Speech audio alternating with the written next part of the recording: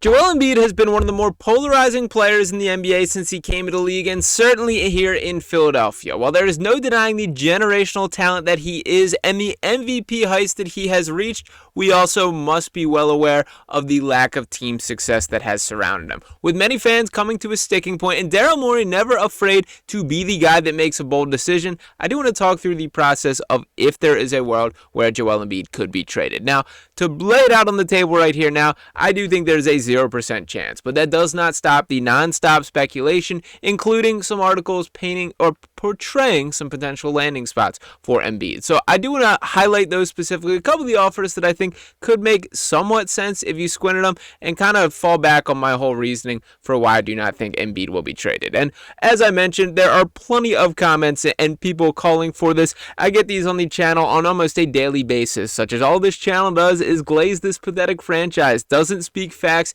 Embiid and PG both need to go. And while I do think that is a quite funny way to put it, this is the bed that the Sixers have made, and they do have to sleep in it. There are a lot of teams that would kill for the talent level of Joel Embiid, which is why I thought this exercise was worth diving into. It is the dead of the offseason. We do not know the status of the NBA draft lottery and what pick the Sixers will be holding possession of if there is a pick at all. So let's talk some potential Joel Embiid. And the first team that I do want to jump on is the New York Knicks here. And it is always funny to me to bring up the Knicks, as they are constantly the team and the fan base to straight up bash Joel Embiid until there's a squiggle of hope that he could be on the table, and then it's we could get this guy. Now, we know the Knicks made several big swings, bringing Mikal Bridges and Karl Anthony Towns, and I've been quite vocal of my opinion that I still think their ceiling is limited. I still think they need a top-end talent, a 1A guy, that I still don't fully throw Jalen Brunson into that category. And while he's made me eat those words far more than I expected would be the case here, I still think they end up losing this series to the Celtics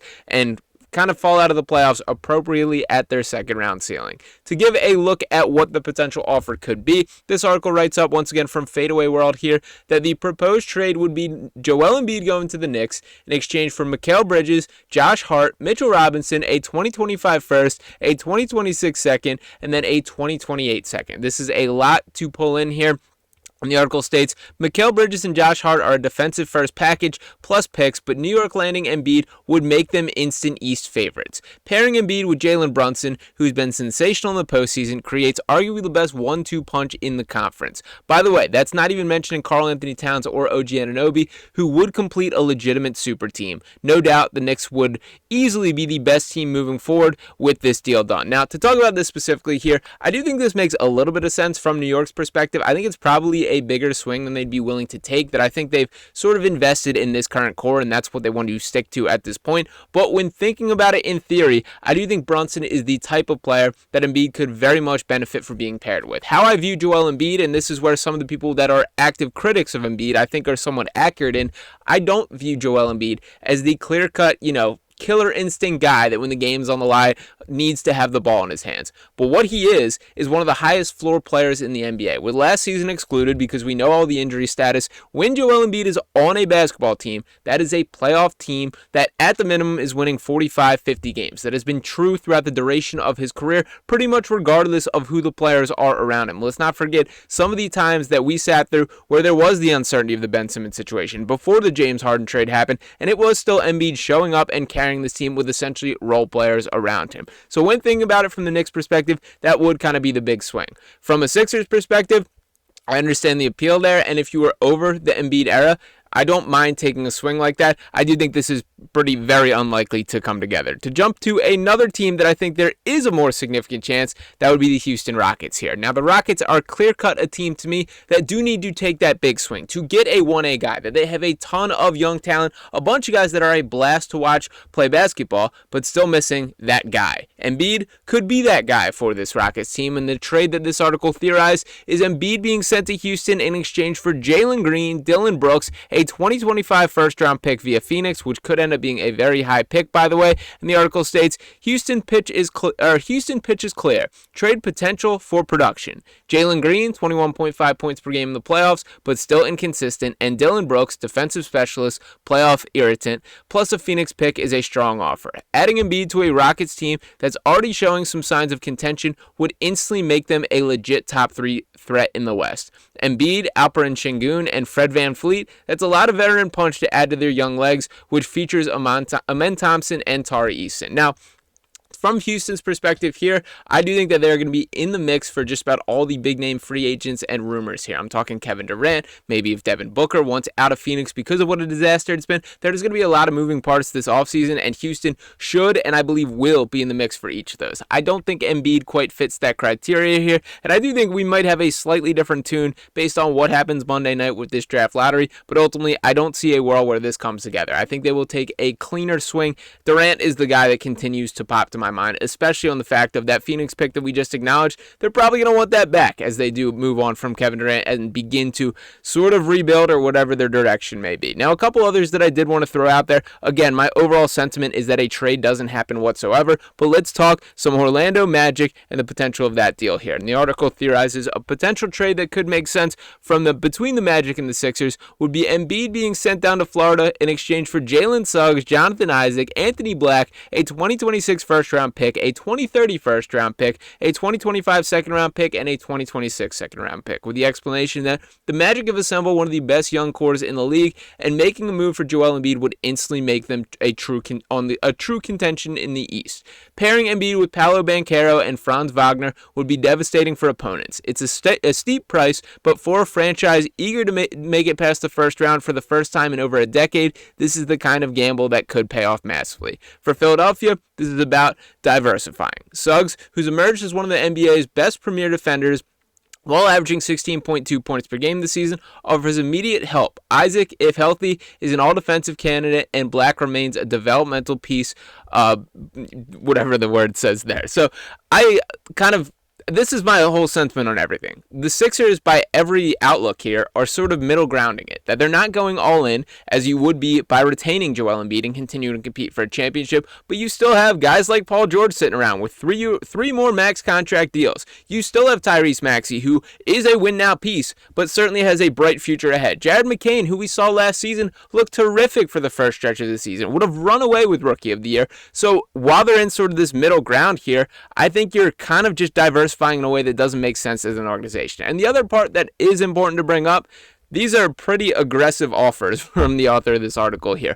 I'm not sure that Joel Embiid's market value is remotely that right now, to be perfectly honest, because all these teams see the same frustrations that we do. There are a couple that I do want to throw out there and don't want to dive into, but we'll pull up for you guys to look at. A T-Wolves proposal here.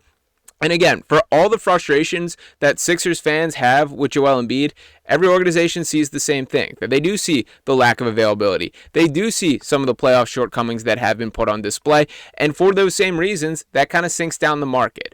I don't think there's a world where Joel Embiid never plays again, which I think is floating out there. But I do think there is very much a world where he doesn't look like the Joel Embiid that we've been accustomed to seeing. That's a scary reality, but one that we kind of have to accept. And there's no one that can know the answer to that question. Not Daryl Morey, not Joel Embiid himself, not the doctors operating on him. And for Embiid specifically, I've seen a lot of comparisons and kind of the theories or beliefs or the pathways he should take. The Lonzo Ball surgery, comparing him to Kawhi Leonard. One of the key differences in all of this is Joel Embiid is one of the biggest human beings in the world. He's 7'2", over 300 pounds on a lot of occasions there.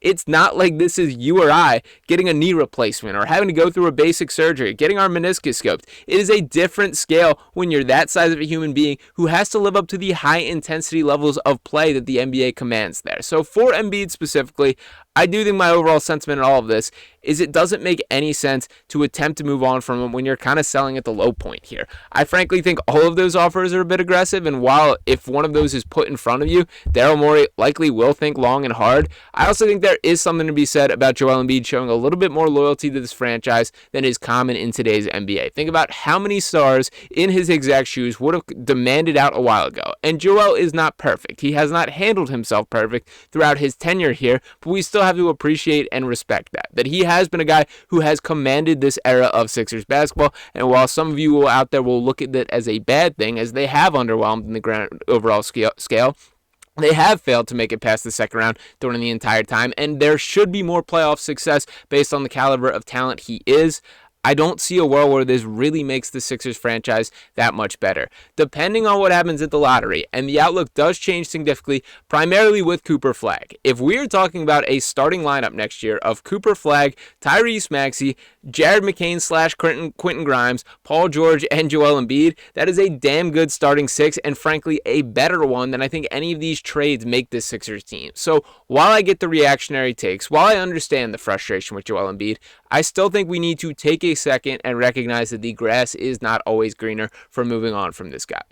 If he comes to the front office and says, I'm sick of this, I'm over this, I need to be traded, I want to go somewhere else, I do think we're at the level where you respect that and try and do what's best for both sides there, but I don't feel we're at this point. That it felt like last offseason or even mid-season when there was some tension with the injury status, it was far more of a crossroads than I currently feel is the case. So at this current point, I think all beliefs and hopes should just be invested in Joel Embiid recovering properly. Whether or not that will be the case is to be determined, but I don't see a world in which any of these trades have any sort of legitimacy to going down, and really don't think it is kind of the best, I guess, usage of our time to talk about it at this point in time. So prayers up to Joel Embiid. I know we got a Philadelphia-ish Pope drop the ball on that one. Maybe he can pray, send one up, have some divine intervention for one healthy playoff run to return to 100% for one more season.